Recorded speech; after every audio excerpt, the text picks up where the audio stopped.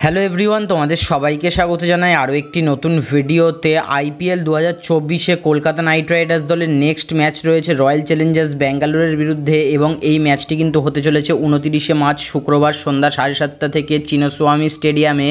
এবং আজকের এই ভিডিওতে তোমাদের জানাবো যে কলকাতা নাইট রাইডার্স দলের প্লেইং ইলেভেনে কোনো চেঞ্জেস আসবে কি না, তাছাড়া মিচেল স্টার্ক কী খেলবে এই ম্যাচে তা নিয়েও ডিটেলস আলোচনা করব এবং কেকেআর দলের পরিকল্পনা কী হতে চলেছে সেই ব্যাপারেও জানাবো। তাই ভিডিওটি শেষ পর্যন্ত দেখতে থাকো। আর কেকেআর দলের একজন ডাইহার্ট ফ্যান হলে অবশ্যই ভিডিওটিকে লাইক করে কমেন্টে কেকেআর অবশ্যই স্প্যাম করে দিও। সো তোমাদের মধ্যে কিন্তু অনেকেই কমেন্ট বক্সে কমেন্ট করে জিজ্ঞাসা করেছিলি যে মিচেল স্টার্ক কি নেক্সট ম্যাচে খেলবে।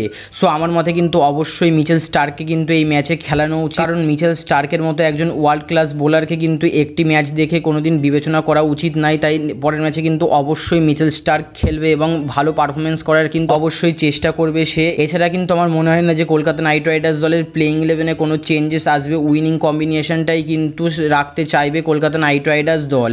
আর আরসিবির বিরুদ্ধে কিন্তু বরাবরই সুনীল নারিন ওপেনিংয়ে কিন্তু দুর্দান্ত ব্যাটিং করে থাকে এবং চিন্নাস্বামীর মতো ছোট গ্রাউন্ডে কিন্তু অবশ্যই সুনীল নারিনের ওই পাওয়ার প্লে 6টি ওভার কিন্তু খুবই গুরুত্বপূর্ণ হতে চলেছে। তাই আমার মতে কিন্তু সুনীল নারিন এই ম্যাচে কলকাতা নাইট রাইডার্স দলের ডার্ক হর্স হতে চলেছে। সো তোমরাও আমার সঙ্গে কে কে সহমত রয়েছে সুনীল নারিনকে নিয়ে অবশ্যই কমেন্ট বক্সে কমেন্ট করে জানিয়ে দিও।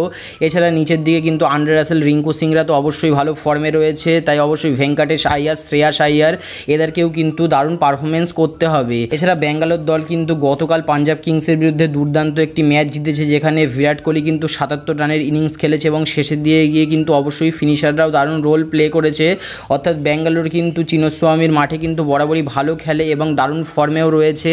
তাই কেকেআরকে কিন্তু অবশ্যই নিজের সেরা পারফরমেন্সটুকু দিতে হবে, তারপরেই কিন্তু কেকেআর দল ম্যাচ জিতবে এবং মুখোমুখি হতে চলেছে কিন্তু অবশ্যই গৌতম গম্ভীর এবং বিরাট কোহলি। এই ব্যাটেলটাও কিন্তু অবশ্যই দেখবার মতো রয়েছে। সো তোমাদের মতে কোন দল অবশ্যই এগিয়ে রয়েছে এবং কোন দলের জেতার সম্ভাবনা বেশি রয়েছে অবশ্যই তোমরা কমেন্ট বক্সে কমেন্ট করে জানিয়ে দিও। আমার মতে কিন্তু অবশ্যই ম্যাচ 50-50 রয়েছে। যে দল ভালো খেলবে, বেটার পারফরমেন্স দেবে, সেই দলের জেতার সম্ভাবনাই কিন্তু বেশি রয়েছে। সো তোমরাও তোমাদের মতামত অবশ্যই কমেন্ট বক্সে জানাতে ভুলবে না। আর আজকের ভিডিও ব্যাস এই পর্যন্তই ছিল।